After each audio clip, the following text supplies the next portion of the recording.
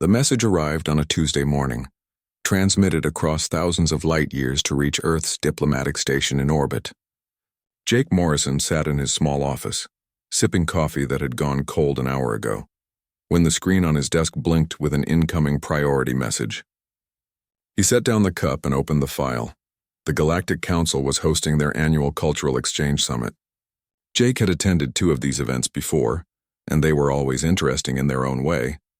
Last year, the theme had been traditional foods, and Jake had spent 3 days explaining why humans enjoyed spicy peppers that made most aliens physically ill.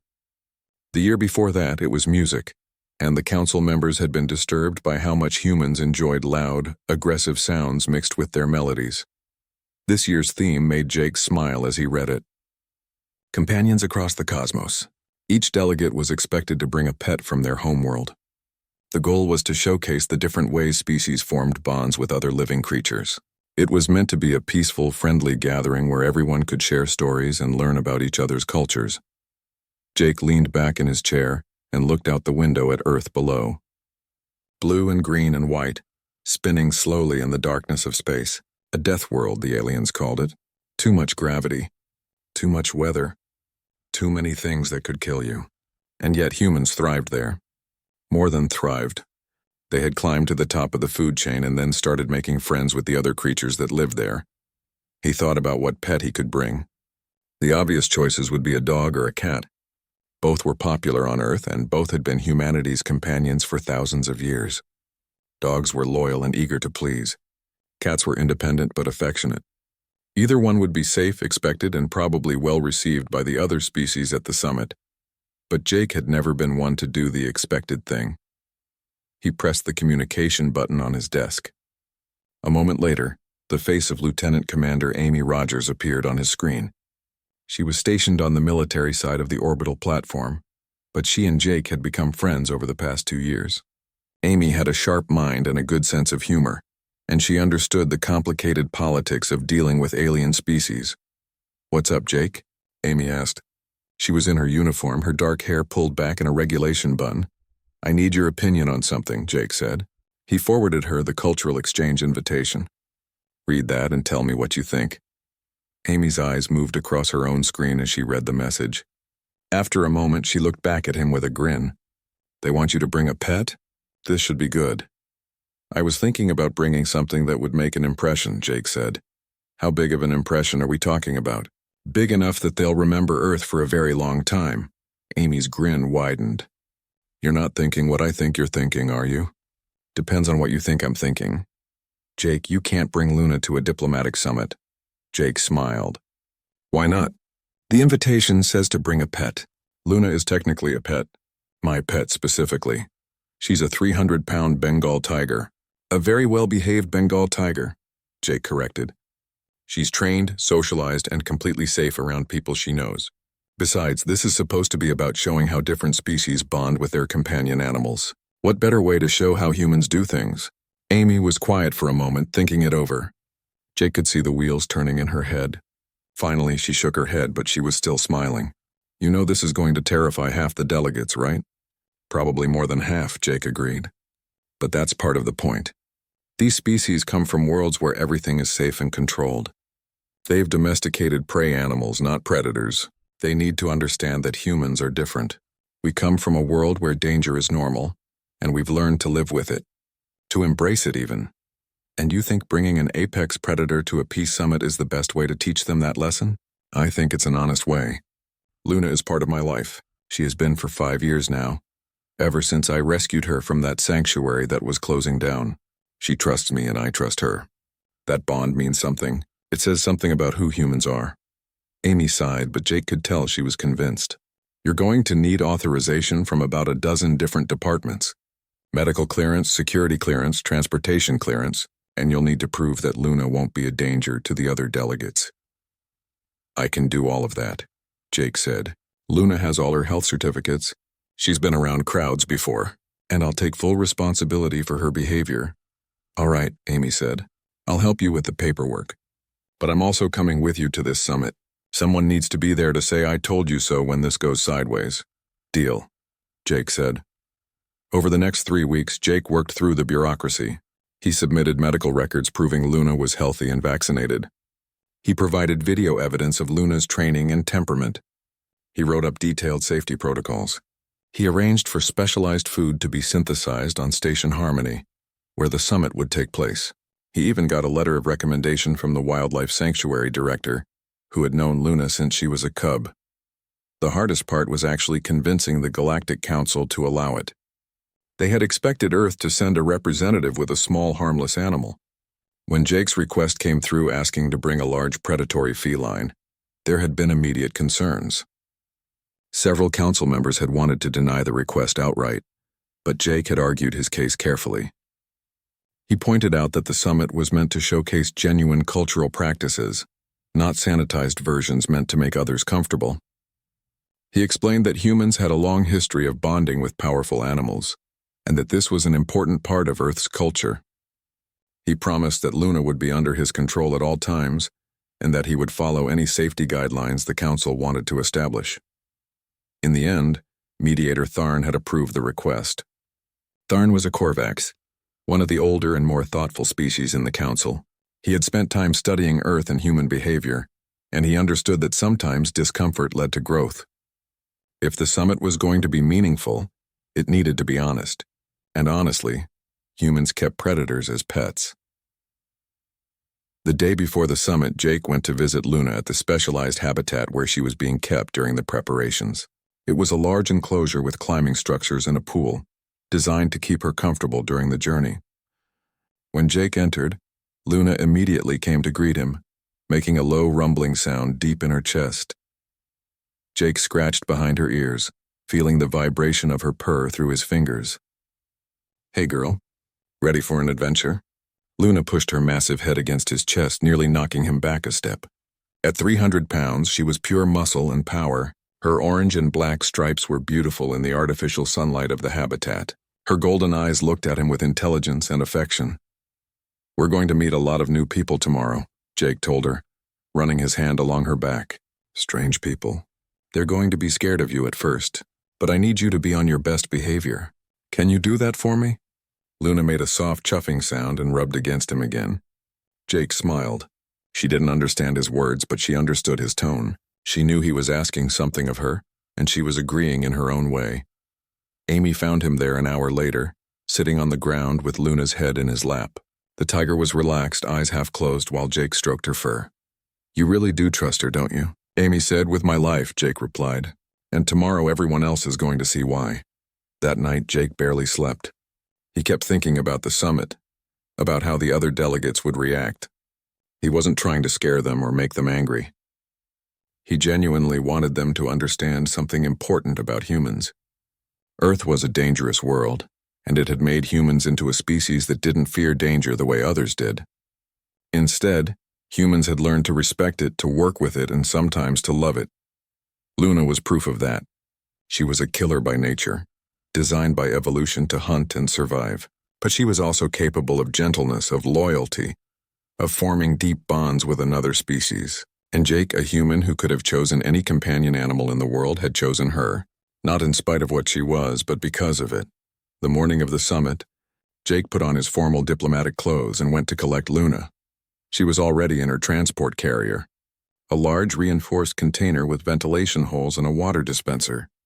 Jake could hear her moving around inside, and occasionally the low rumble of her voice.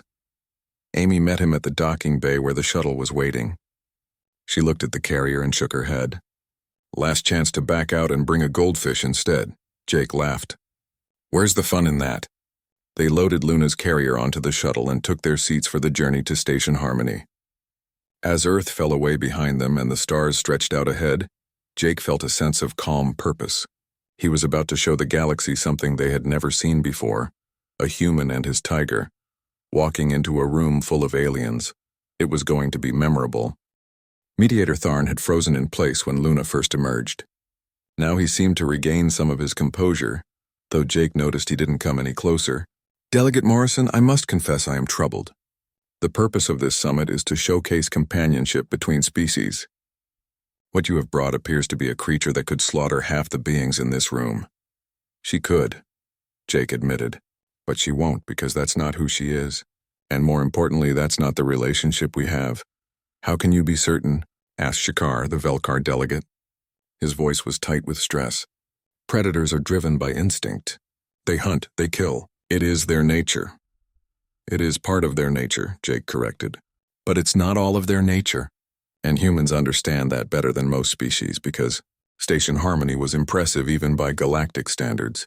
The massive structure hung in space like a jewel, its multiple rings rotating slowly to create artificial gravity. Thousands of beings from hundreds of worlds called it home, at least temporarily. It was neutral ground, a place where conflicts were supposed to be left at the door, and diplomacy took center stage. Jake and Amy docked their shuttle in the visitors' bay and made their way through the station's corridors. Jake pulled Luna's carrier on a hovering platform, the low rumbling from inside causing more than a few curious looks from passing aliens. Most of them had never seen a human before, let alone heard the sounds of an Earth predator. The cultural exchange hall was located in the central ring of the station. As they approached, Jake could hear various sounds filtering through the doors. Musical chirps, gentle whistles, and the soft murmur of many different languages being translated in real time. It sounded peaceful, calm, exactly the kind of atmosphere that was about to be disrupted. A Velkar attendant stood at the entrance, checking credentials. The Velkar were tall beings with silver skin that seemed to shimmer under the station's lights. They had no visible eyes, but Jake knew they could sense their surroundings through some kind of electromagnetic field. This one wore the formal robes of a council servant. Delegate Morrison of Earth, the Velkar said. Their voice translated into English through Jake's earpiece. You are expected. Please proceed to your designated area. Thank you, Jake said. He started to move forward, but the attendant raised a hand. I must ask Delegate Morrison what is in the container. My pet, Jake replied, as requested by the summit invitation. The Velkar was silent for a moment, probably scanning the carrier with whatever senses they possessed. The life form inside registers as quite large, and the sound it makes is unusual. She's perfectly safe, Jake assured them. All the proper documentation was submitted and approved. Very well. Please proceed. The doors opened and Jake pushed the carrier inside. Amy followed close behind, her hand resting casually near the stunner on her belt, just in case. The cultural exchange hall was circular and enormous, with a domed ceiling that displayed a projection of the galaxy rotating slowly overhead. Around the perimeter, different delegations had set up their areas, each decorated with colors and symbols from their home worlds. In the center was a large open space where the pets could interact and the delegates could mingle. Jake took it all in quickly. There were about 30 different species represented, each with their companion animal on display. The variety was interesting, but as he looked around he noticed a pattern. Every single pet was small, harmless, and clearly dependent on its owner. The Velkar delegation had brought a floating jellyfish creature in a transparent tank. It glowed with soft blue light and hummed a pleasant melody that could be heard across the room. Beautiful, but completely defenseless. The Trithans, insect-like beings with multiple arms and large compound eyes, had brought a small hexapod covered in fluffy fur. It was about the size of a house cat, and its fur changed colors based on its mood. Currently, it was a peaceful green as it sat in its owner's arms. Cute, but hardly intimidating. The Zephons, bird-like creatures with feathers that ranged from white to pale blue, had brought a crystalline butterfly. The creature's wings were made of something that looked like living glass, and they refracted the light into rainbow patterns. Artistic and delicate, every pet in the room was something that needed protection, something that couldn't survive without careful attention, something that posed no threat to anyone. Jake smiled. Luna was going to be quite the contrast. He made his way to Earth's designated area, marked by a banner showing the planet's blue and green colors. Amy helped him position the carrier in the center of the space. The rumbling from inside was getting louder. Luna knew something was happening and she was getting impatient. Give me a minute to set up before you let her out, Amy said. She quickly arranged a perimeter using small posts and a light energy barrier. It wouldn't hold Luna if she really wanted to get through it, but it would signal to the other delegates where Earth's space ended and theirs began. As Jake worked, other delegates began to notice him. Conversations quieted. Heads turned. The fact that Earth's pet was still in a carrier while everyone else's was already on display created curiosity. The sounds coming from the carrier created something else. Nervousness. Mediator. Tharn approached, his bronze scales catching the light. He was old by Korvax standards, his movements slow and deliberate. Two younger Korvax assistants followed behind him, carrying data pads and looking important. Delegate Morrison, Tharn said, dipping his head in greeting. Welcome to the Cultural Exchange Summit. We are eager to see what Earth has brought to share. Thank you, Mediator, Jake replied. I think you'll find it interesting. Tharn's head tilted slightly. The other delegates have expressed some concern about the sounds coming from your carrier. Perhaps you could ease their worries by telling us what manner of creature you have brought. I could tell you, Jake said, but I think it would be better to show you. A low growl came from the carrier and several nearby delegates took a step back. Jake noticed that the Trithan hexapod had turned bright yellow, which he guessed meant fear. The Velkar's jellyfish had stopped humming. Very well, Tharn said, though Jake detected a note of worry in the translated voice. Please proceed. Amy finished setting up the perimeter and gave Jake a nod. She positioned herself near the entrance to Earth's area, hand still near her stunner. Just in case, she mouthed. Jake knelt down next to the carrier and placed his hand on the release mechanism. The room had gone almost completely silent now. Every being in the hall was watching the human delegate and his mysterious pet. Everyone, Jake said, his voice carrying across the space. I'd like to introduce you to Luna. He opened the carrier. For a moment, nothing happened. Then a large orange paw emerged, claws extended, followed by another. The paws alone were bigger than most of the other pets in the room. Then came the head, massive and powerful, with golden eyes that swept across the hall with predatory interest. Luna stepped out of the carrier and stretched. Her muscles rippled under her striped coat. Her tail swished back and forth. She was 300 pounds of apex predator, designed by millions of years of evolution to hunt, kill, and survive. In a room full of beings from safe, controlled worlds, she looked like something from a nightmare. The effect was immediate and dramatic. Half the delegates stumbled backward, nearly tripping over their own feet or tentacles or whatever they used for movement. Several of them made sounds that Jake's translator couldn't interpret, but the meaning was clear. They were terrified. The Trithan delegate's hexapod went from yellow to bright red and burrowed into her robes, disappearing completely. The Velkar's jellyfish turned dark gray and sank to the bottom of its tank. The crystalline butterfly froze in midair, wings locked in place as if hoping that staying perfectly still would make it invisible to the predator. Even some of the delegates themselves looked ready to run. A small group of Fenri, fox-like beings known for their nervous dispositions, had already backed up against the far wall. Their ears were flat against their heads and their tails were tucked between their legs. Luna yawned, displaying fangs that were longer than most of the fingers in the room. The yawn also produced a sound, a deep rumbling growl that came from somewhere in her chest. To anyone who didn't know tigers, it sounded like a threat. Jake knew it was just a yawn. "This?" squeaked a voice from somewhere in the crowd. "Is a pet?" Jake stood up and walked over to Luna. Without any hesitation, he placed his hand on her head and scratched behind her ears. Luna leaned into the touch, closing her eyes and making a sound that was even louder than before. It vibrated through the floor of the hall. "Everyone, meet Luna," Jake said again, his voice calm and friendly. "She's a Bengal tiger from Earth. I've been her companion for 5 years now." "That is not a companion," said the Trithan delegate, her voice shaking even through the translator. "That is an apex predator. That is a killer." "She's both," Jake agreed. "On Earth, tigers are one of the most powerful predators in existence. They can take down prey twice their size. They can run at speeds up to 40 miles per hour. They can jump over 15 feet in a single leap. They are, as you said, killers." The room was dead silent except for the sound of Luna's purring. "But she's also my friend," Jake continued.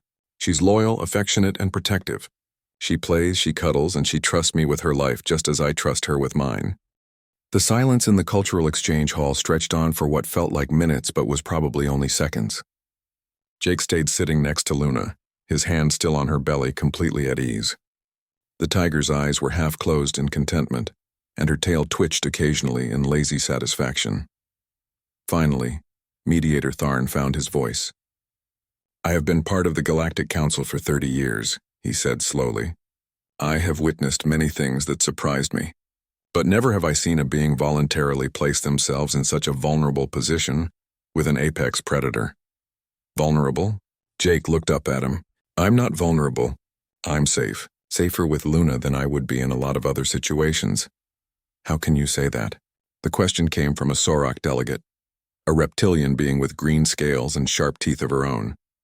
Her name was Vekra, and she seemed less frightened than most of the others. Perhaps because her own species came from a slightly more dangerous world than the norm. That creature could tear you apart in seconds. So could a lot of things, Jake replied. A malfunctioning airlock, a shuttle crash, a dozen different diseases. Life is full of things that could kill you. Luna isn't special in that regard. What makes her special is that she chooses not to. Amy stepped forward, deciding to help explain. I think what's confusing everyone here is that you come from worlds where danger has been eliminated or controlled, where predators were either wiped out or kept far away from civilization. But Earth isn't like that. We evolved alongside predators. We competed with them. Sometimes we fought them, and sometimes we learned from them. And sometimes, Jake added, we became friends with them. The younger Korvax, whose name Jake had learned was Verum, took a hesitant step closer. His curiosity was starting to overcome his fear. What is the benefit of such a friendship? Your companion requires food, space, attention.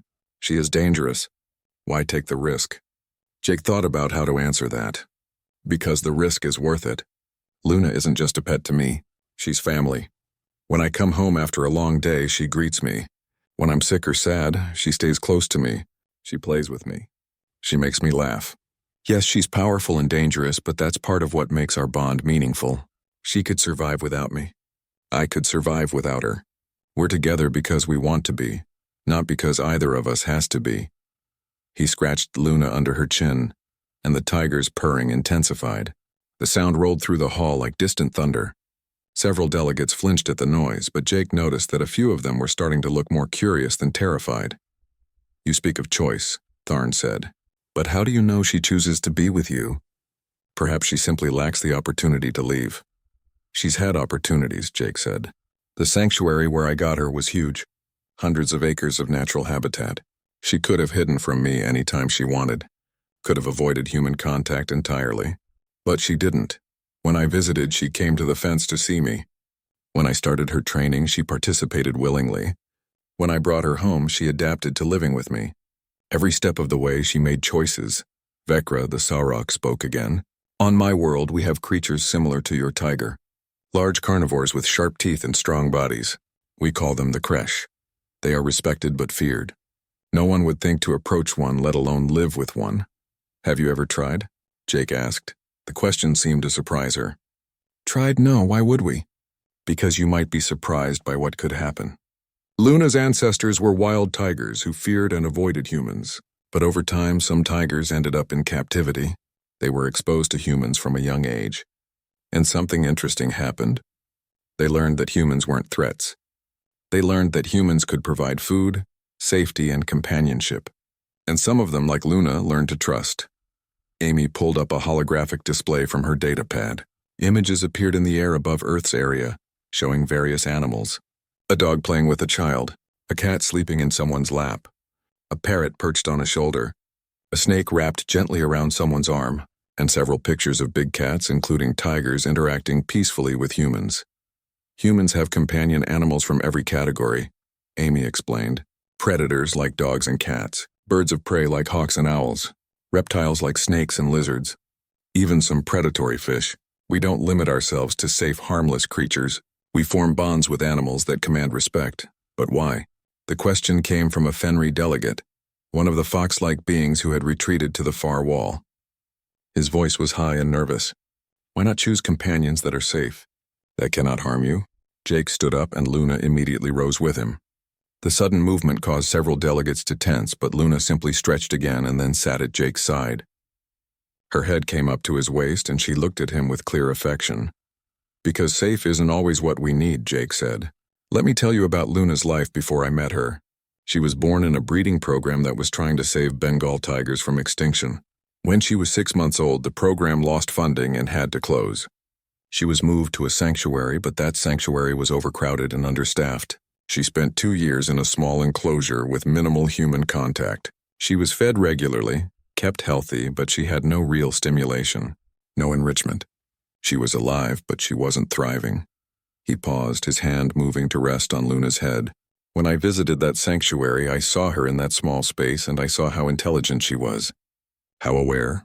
She was bored and lonely, and it showed. I talked to the sanctuary director, and we worked out an arrangement. I could take Luna if I met certain requirements. Special training, a proper habitat, regular check-ins. I spent 6 months preparing, and then she came home with me.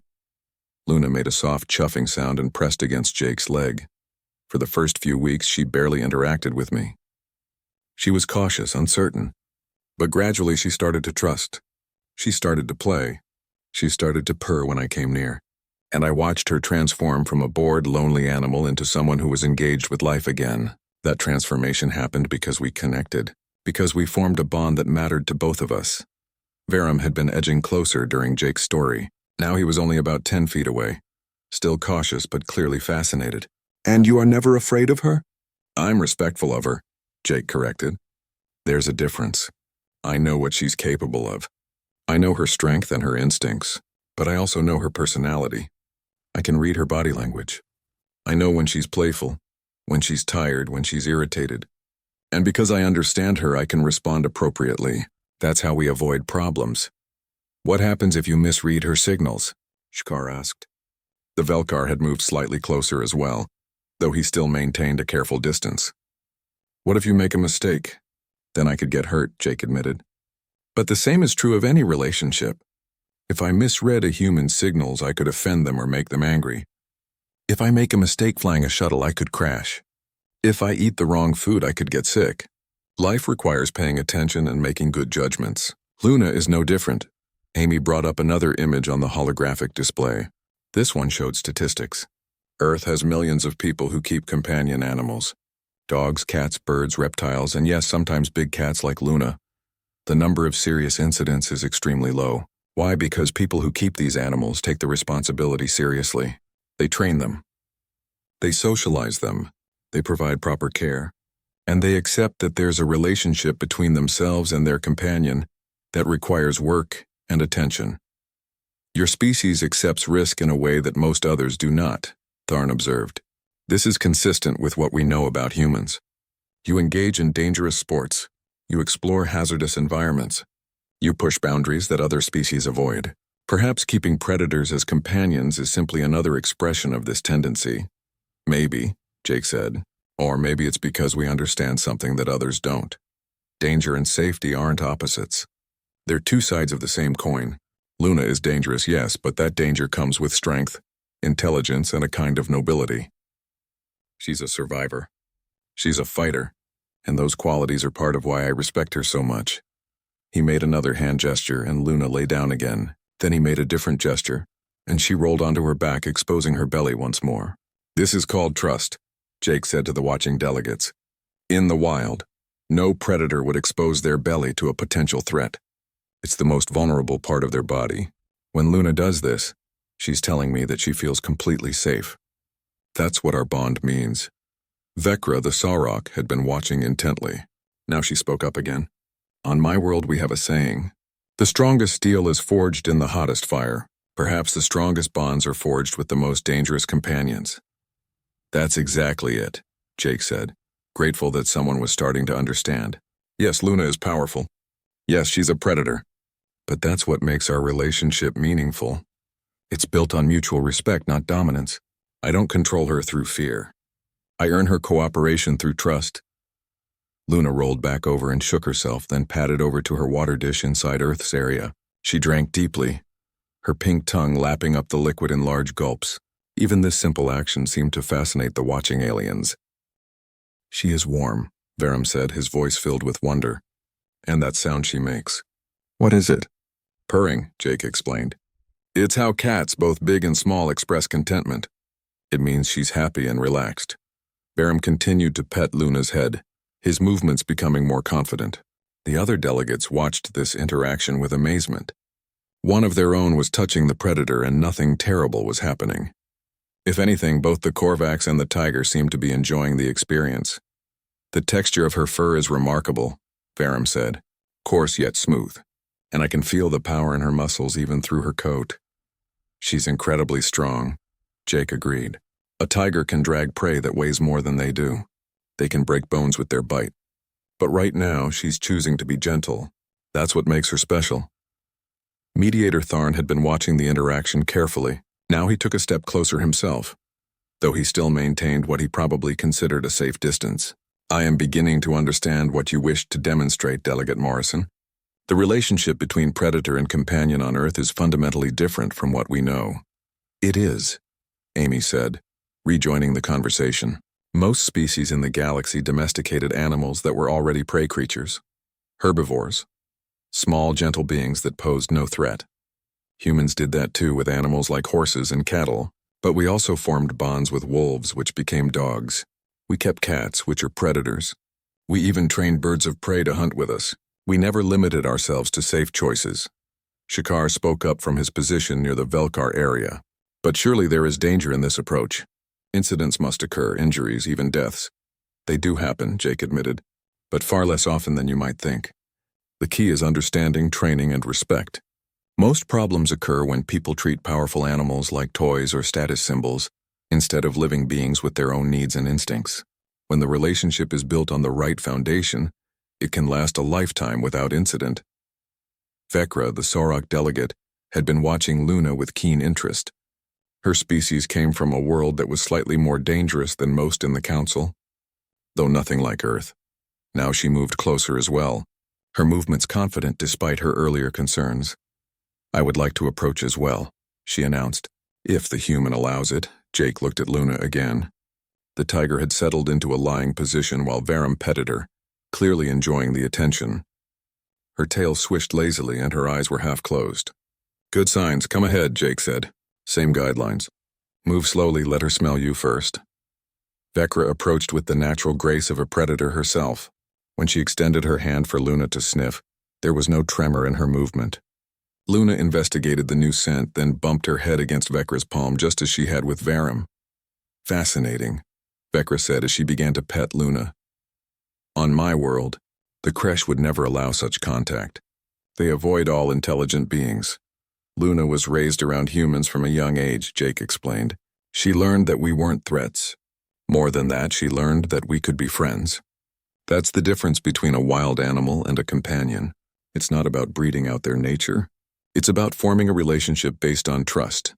More delegates were starting to move closer now. The initial shock had worn off, replaced by curiosity. Shira the Zephon fluttered over with her crystalline butterfly perched on her shoulder. The butterfly had unfrozen from its earlier fear and was now moving its glass-like wings slowly. Your companion is much larger than mine, Shira observed. Yet you say the bond is similar? The bond is what matters, not the size, Jake said. I've known people who had deep connections with small animals like mice or fish. The strength of the relationship doesn't depend on how big or powerful the companion is. It depends on the time you spend together, the care you provide, and the understanding you build. Luna's attention had shifted to the crystalline butterfly. Her eyes tracked its movements with the focus that only a predator could achieve. Jake recognized the look. It was the same expression she got when watching birds outside his window back home. Luna, he said firmly. The tiger's eyes shifted to him immediately. He made a gesture that meant leave it alone, one they had practiced hundreds of times with toys and objects. Luna's gaze moved away from the butterfly and she looked back at Varum, who was still petting her. She obeys your commands even when her instincts tell her to chase? Tharn asked. Training and trust, Jake repeated. Yes, her instincts tell her that small moving things are prey. But she also knows that when I give her a command, there's a reason for it. She trusts my judgment. A small crowd had gathered now around Earth's area. About a dozen delegates were within 10 feet of Luna, watching her interact with Varum and Vekra. The tiger seemed to be enjoying all the attention, her purring a constant background rumble. Amy pulled Jake aside for a moment while the others were distracted. This is going better than I expected, she said quietly. People fear what they don't understand, Jake replied. Once they see that Luna is just an animal with feelings and personality, not some mindless killing machine, they start to relax.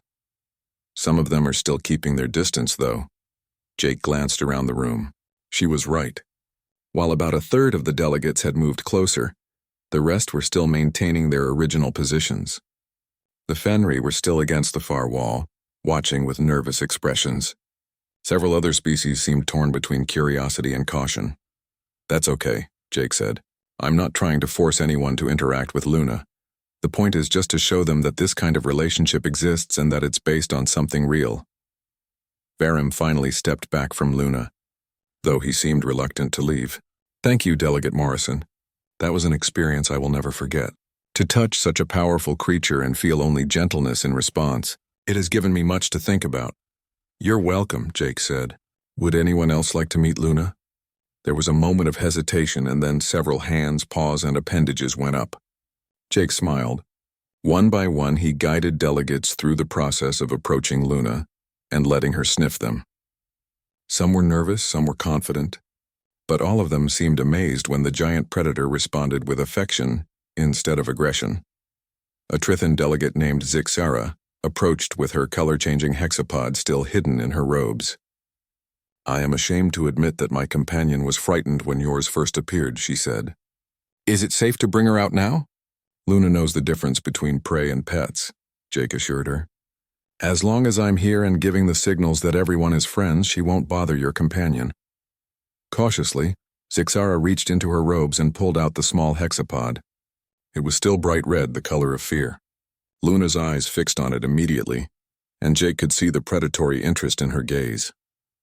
"Luna, friend," he said firmly, using a command they had worked on extensively. "Friend, not food." Luna's eyes shifted to Jake, then back to the hexapod. Her tail twitched, but she made no move to lunge or attack. After a moment, she looked away, dismissing the small creature as uninteresting. The hexapod slowly changed from red to orange, then to yellow. Finally, it settled on a calm green. Zixara's antennae relaxed. Remarkable. She controlled her instinct. "With guidance, yes," Jake said. "That's what training is about. Teaching her to make good choices even when her instincts suggest otherwise."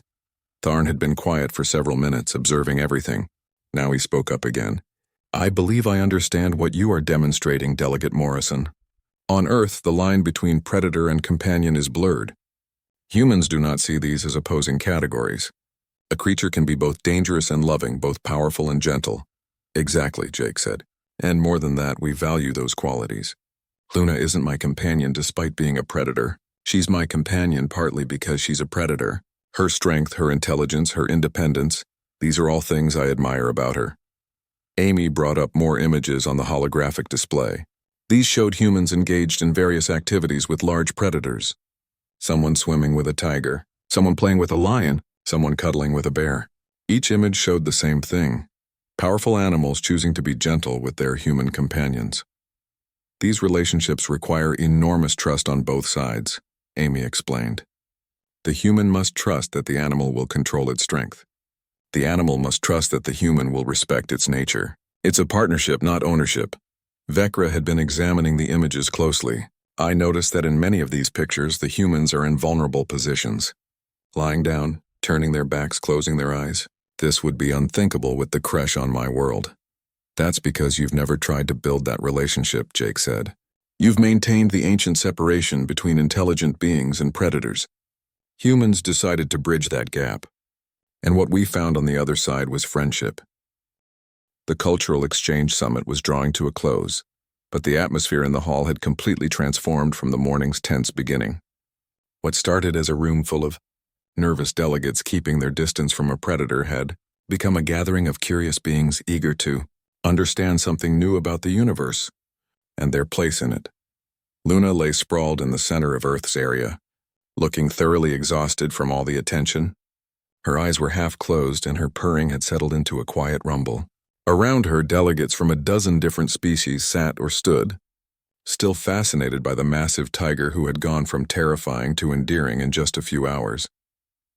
Mediator Tharn called for the final assembly, and slowly the delegates made their way to the central area of the hall.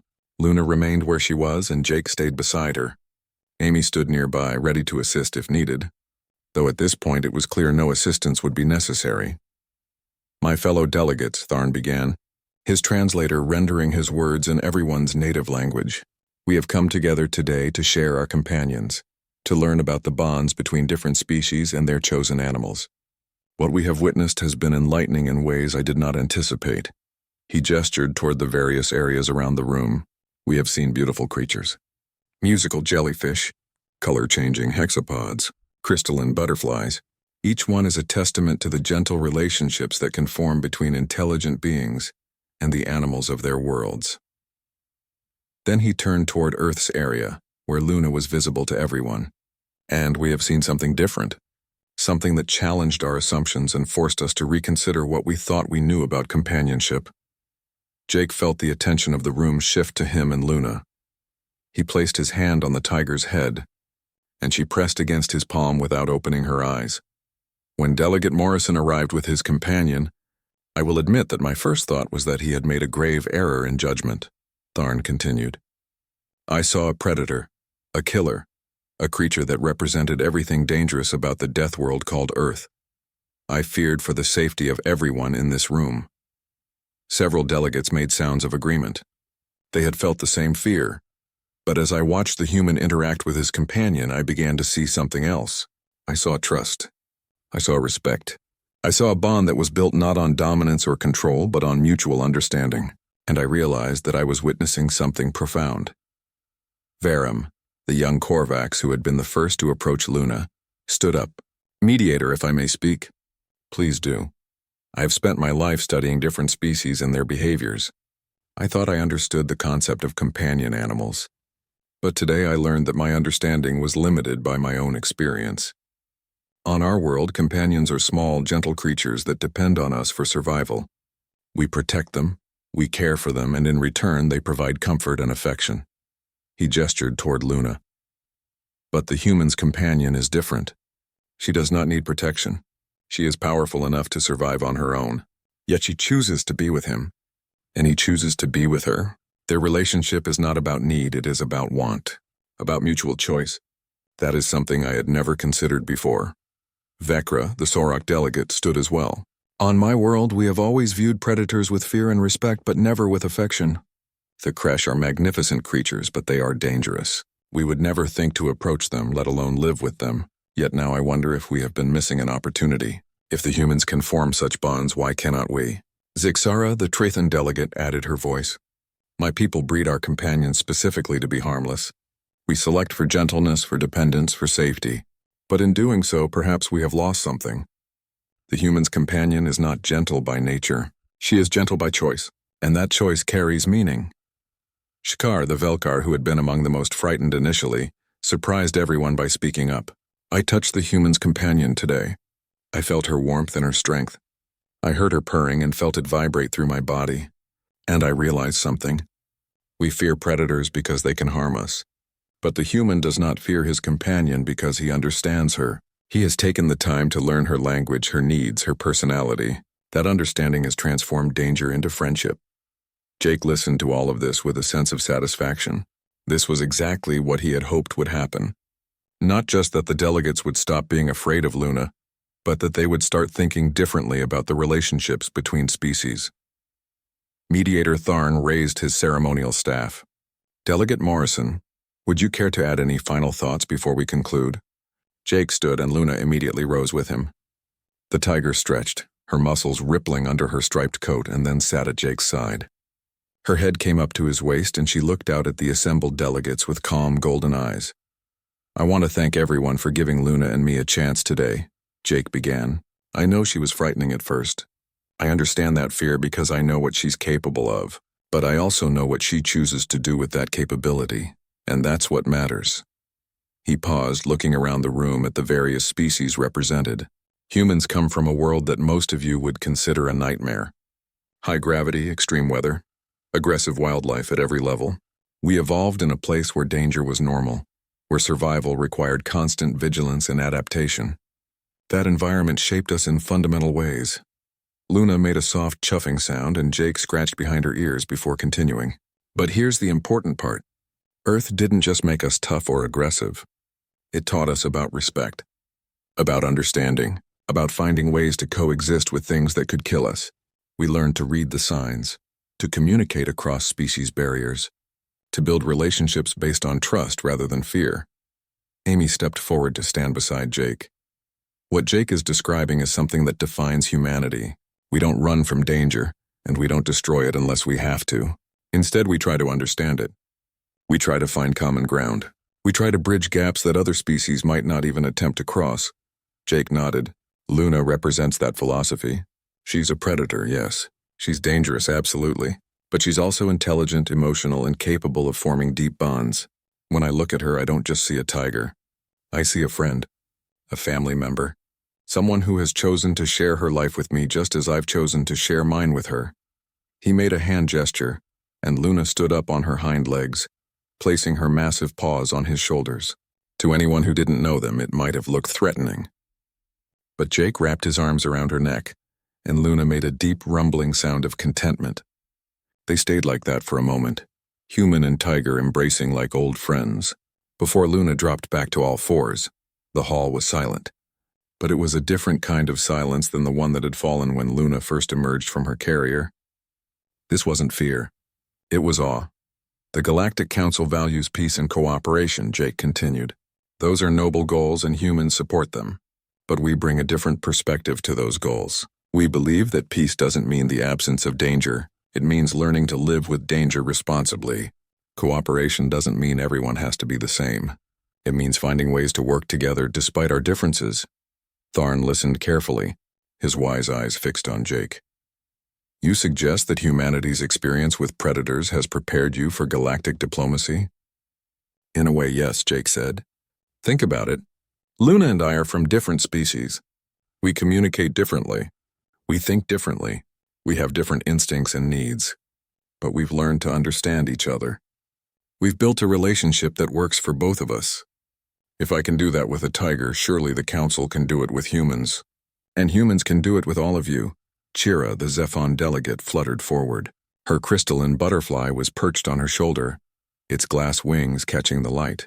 Delegate Morrison, you have given me much to consider. My companion is beautiful but fragile.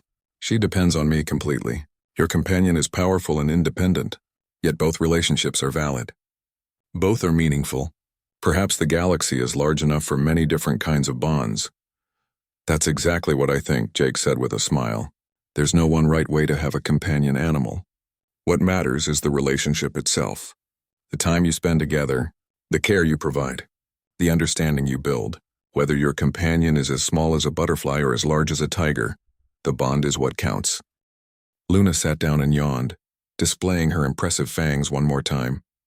But now, instead of causing panic, the gesture brought smiles and sounds of amusement from the delegates. They had learned to read her body language. A yawn was just a yawn, not a threat. Verum approached one last time, moving with confidence now. Delegate Morrison, I have recorded extensive data today.